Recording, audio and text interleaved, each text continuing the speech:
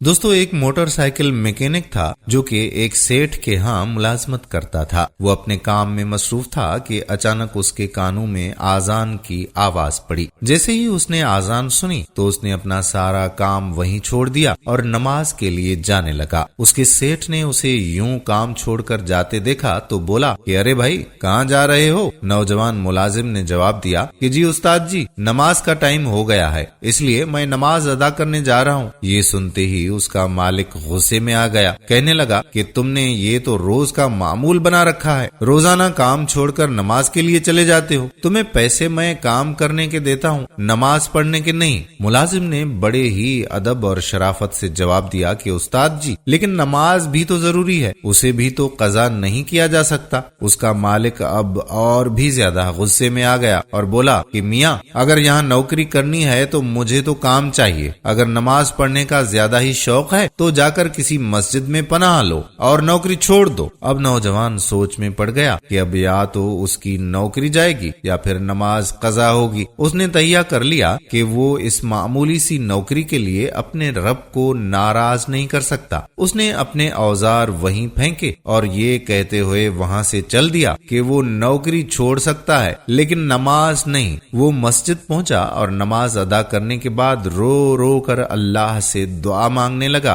कि ऐ अल्लाह, क्या दीन पर चलने से ऐसे ही नुकसान होता है जैसे मेरा हुआ। मुझे नमाज पढ़ने की ये सजा मिली कि मुझसे मेरी रोजी रोटी ही छीन गई। ये कैसा इंसाफ है। उसकी आहो पुकार सुनकर इमाम साहब उसके पास आए और उससे पूछने लगे कि क्या हुआ बेटा, सब खैरियत तो है ना। नौजवान बोला कि इमाम साहब, मुझे अल्लाह पाक की तकसीम की समझ नहीं आई कि जो भी उसके रास्ते पर चलता है वो मुश्किल में है और जो उसके रास्ते पर नहीं चलता वो खुशहाल। तब इमाम साहब बोले कि बेटा, इसे मुश्किल नहीं, आजमाइश कहते हैं और ये आजमाइश अल्लाह के प्यारे बंदों पे आती है। नौजवान रोते हुए बोला कि ये कैसा इंसाफ है इमाम साहब। इमाम साहब उसे दिलासा देते हुए बोले, बेटा सबर कर लो, अल्लाह की लाठी बे आवाज है, उसके यहाँ देर है अंधेर नहीं, वो तुम्हारे साथ जरूर इंसाफ करेगा। उधर दूसरी तरफ उसका सेठ अपने नए आने वाले मुलाजिम की भी डांट डपट कर रहा था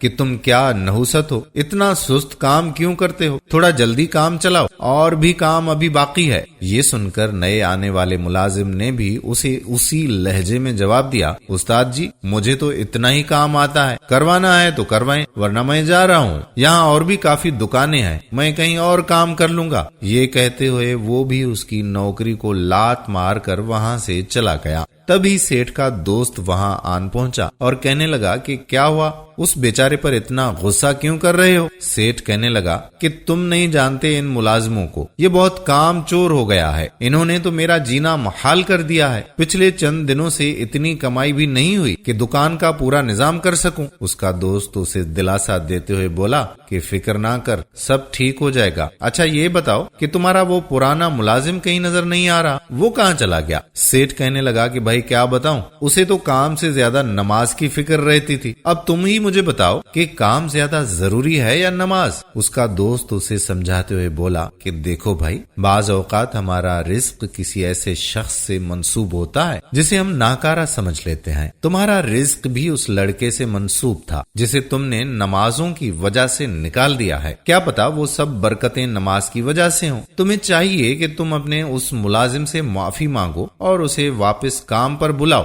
और अल्लाह से सच्चे दिल से तौबा करो। मेरे प्यारे दोस्तों, नमाज से ना सिर्फ हमारे रिस्क में बल्कि हमारी उम्र में भी बरकतें आती हैं। हमें बज़ाहिर वो बरकतें नजर नहीं आती, लेकिन वो मौजूद होती हैं। हमें उनका उस वक्त अंदाजा होता है जब हम नमाज से दूरी इख्तियार करते हैं। अल्लाह से दुआ है कि अल्लाह पाक हम सबको नमाज पढ़ने की तौफीक अता फरमाए, आमीन। दोस्तों, उम्मीद करते हैं कि आपको वीडियो पसंद जरूर आई होगी और अपने दोस्तों के साथ इसे शेयर भी जरूर करेंगे। आने वाली वीडियो तक अपने मेजबान कादिर बख्श कल्होड़ो को इजाजत दीजिए। अल्लाह हाफिज।